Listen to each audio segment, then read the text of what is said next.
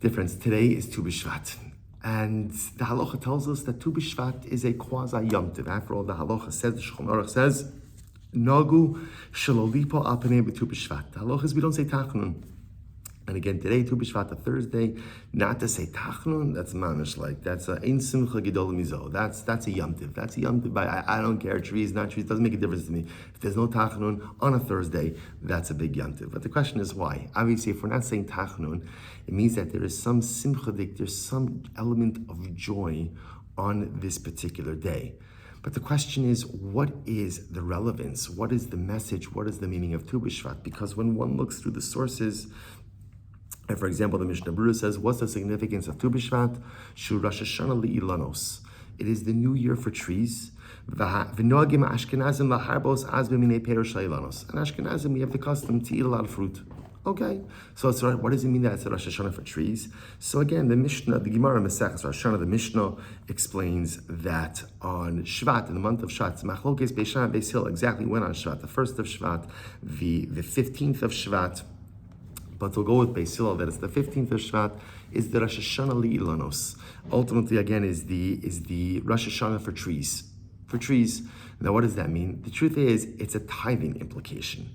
We know that, again, there's a 7-year agricultural cycle, the 6th year being Shemitah, and in every different year, there's different tithing obligations.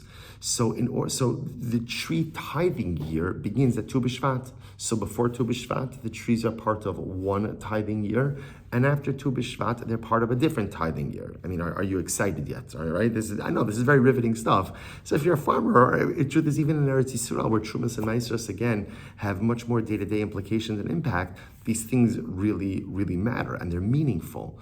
But especially for those of us in Chutz La'aretz who are still outside of Eretz Yisrael, it's hard to understand what exactly the implication of this is and why this day should have any element of Yom Tov associated with it, right? Why at the end of the day is there a Yom Tov component, as evidenced by the fact that we don't say Tachanun? What is the Simcha of Tu B'Shvat? And the Sfarim, many different answers. But the Sfarim make an interesting observation. The Mishnah, the Lashon of the Mishnah, the wording in the Mishnah in Rosh Hashanah, when it speaks about Shvat being the new year for trees, says Rosh Hashanah le'ilon. It says it is the Rosh Hashanah for the tree, singular. Now, what's interesting is that same Mishnah goes through all the different New Years, right? The new year for years, Rosh Hashanah, right? Rosh Hashanah l'Malachim, l'Regalim, the new year for kings, the new year for the Yamim Tovim, and it always articulates the new year like in the plural. Like, for example, the new year for kings. How do kings date their reign? Is on Nisan, plural. In Rosh Hashanah l'Shanim u'L'Shmitin. When's the Rosh Hashanah, the new year? For literally calendar purposes, for calendrical purposes, for years, for Shemitah, for Yovlos. Again, that's the 1st of Tishrei. It's always the plural. Yet when it comes to the Rosh Hashanah for trees, it doesn't say trees plural, ilanos, but rather it says Rosh Hashanah la'ilan. The Rosh Hashanah ultimately, again, for the tree. And the Shaila, of course, becomes, why does it phrase it in the singular? And the Sfarim, many different Hasidic sources bring down this concept, but the Sfarim bring down a beautiful idea. See, because embedded in Tu B'Shvat is a deeper message as well, because you see, man is also referred to as a tree. In Chumash Devarim, the Torah says, actually talking about a totally separate halacha. The Torah is talking about if you're at war and you lay siege to a particular city.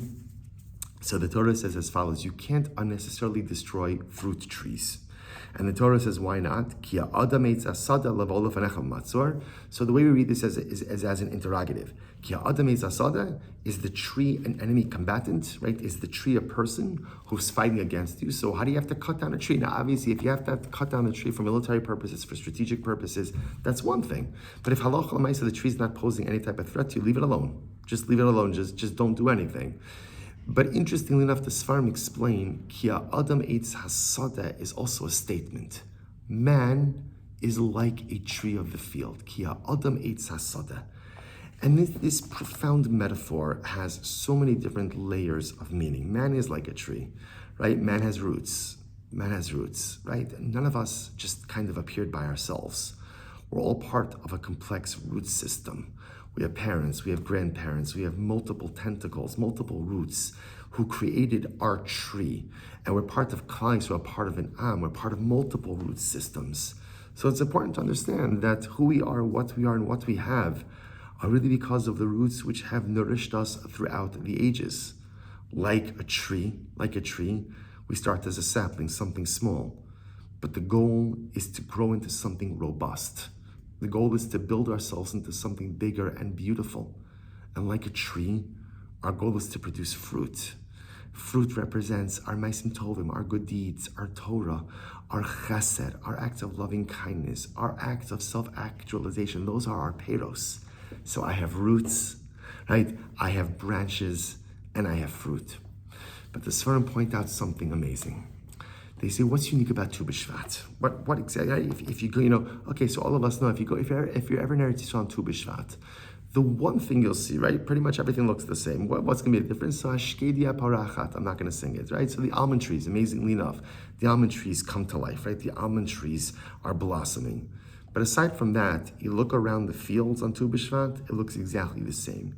You look at the trees, they look exactly the same. But yet, the Gemara and Rashi point out that something dramatically changes once Tu B'Shvat arrives. And the Gemara says as follows. The Gemara says, Amar B'Lazar Amar B'Oshia, Afa pi shrav t'kufa mibachutz, hoil v'yatzu rov gishmei shana. By the time Tu B'Shvat comes, the majority of the rainy season is behind us. The majority of the rainy season is behind us. And Rashi points out something absolutely amazing. What does it mean the majority of the rainy season is behind us? Shekvar avar rov yimos hagishamim, shuz man revia. So the majority of the rains have already passed. Va'ala sraf be'ilonos. And ultimately the sap is bubbling up inside of the trees. V'nimtzu aperos chontin me'ata. And the fruit is beginning to blossom. Fruit is beginning to blossom. So Rashi is highlighting something absolutely amazing. When Tu B'Shvat comes, externally, you won't see anything different on the trees. But if you were to like slice open the tree, what you would see is the sap bubbling up inside of that tree. That sap, which is the lifeblood of the tree, that sap, which is going to result in total tree regeneration, in leaves, in vegetation, in fruit, all of that is coming. The sap is there. Now, externally, you're not going to see anything different about the tree. But internally, all the sap that is necessary in order to bring that tree back to life in the not so distant future, it's bubbling up inside and it's already there. And the Sfarim relate, herein lies the power of Tu B'Shvat. See what Chazal purposely went ahead. They didn't call it Rosh Hashanah Li'ilanos. They didn't call it the Rosh Hashanah, the New Year for trees, plural. Rather, Rosh Hashanah Li'ilan. Because Chazal wanted to see ourselves in the tree. It's singular. Ki Adam eitz hasadeh. Man is a tree. Rosh Hashanah li'ilan. What's the message of Tu B'Shvat for you and me? You look at nature. You go outside now, everything looks dead. Everything looks lifeless. Everything looks just done. And again, if you didn't know how the seasons worked, and someone asked you, tell me, what do you think is going to happen over here? I would say, you know what? This is a lifeless wasteland. Again, we know how seasons work. So the spring will come and the summer will come. But again, if you didn't know how anything worked and you just looked around, you say, terrible. This is horrible. We're done. It's the end of the world. Nothing's coming back to life. But yet comes Tu B'Shvat. And the very sap needed to create a resurgency is there. It's bubbling. You can't see it on the outside, but you can see it on the inside. Everything that tree needs to regenerate, everything that tree needs to regrow, everything that tree needs to become the best version of itself. The world can't see it, but the tree contains it within.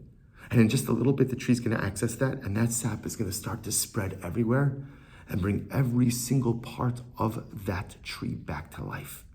And Chazal wanted us to look at that tree, go outside on Tu B'Shvat, and look at a lifeless tree. And you know what happens when you look at a lifeless tree for many of us?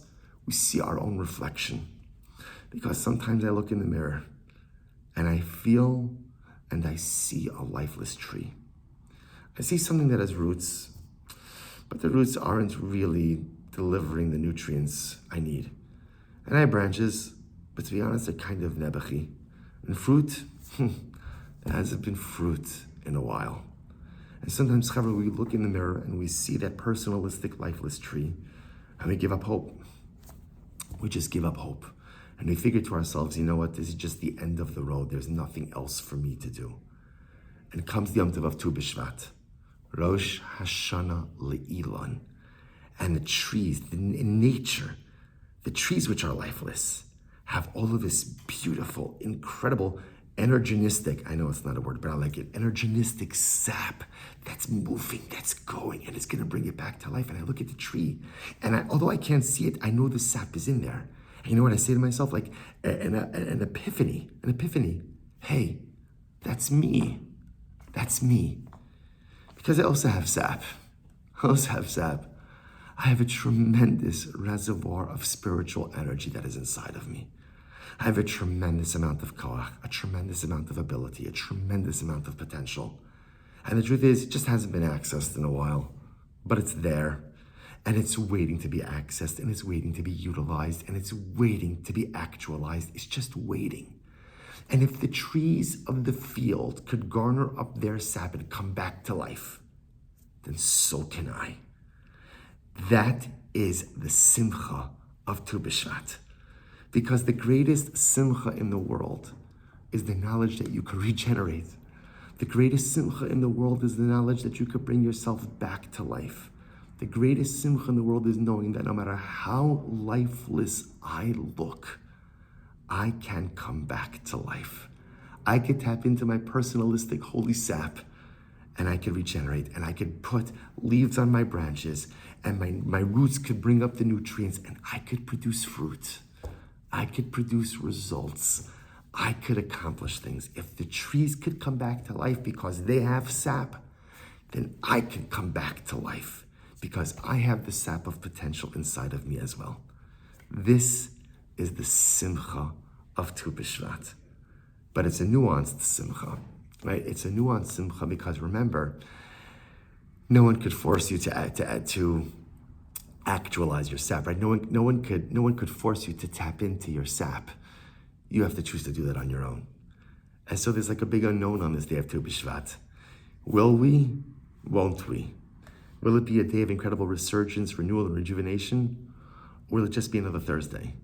That's the shaila. So what Chazal did was, they kind of put like little, like breadcrumbs. There's no tachanun. Ooh, no tachanun. What does that mean? That must mean it's a day of simcha. But if it was such a day of simcha, I don't know, maybe a hallel, something. But no, it's only like a shtik simcha, like a little bit of simcha, because Chazal are waiting to see. You're going to tap into your sap or not tap into your sap? Rejuvenate, regenerate, rededicate, or not? And that's up to us. Today is the great day where the trees celebrate their newfound sap. But today is also the day, it's the Rosh Hashanah Le'ilan. It is the new year, not for the trees, but for the tree. Ki ha'adam eitz hasadeh. For me. Today could be a Rosh Hashanah for us as well. If we recognize that like the trees that grow outside, their sap is running through them and they are ready to bust forth. They are ready to rejuvenate. They're ready to regrow. This Ilan, the personalistic tree, also has that sap of potential, and it is just waiting to be accessed. Hallelujah, we should be Zochem Yirtzeh Hashem, to make this day into a true day of Simcha, a true Yom Tov. As the trees regenerate, our personalistic trees should regenerate as well. And as the trees access their sap, each of us should access our sap of potential as well, and create and produce beautiful peros, beautiful fruits of accomplishment for many years to come. Wishing everyone a lichtige and a freiliche Tu B'Shvat, a Tu B'Shvat Sameach, a Chag Sameach. And it should truly be a Yom Tov for the natural world, and it should be a Yom Tov for our personalistic world as well.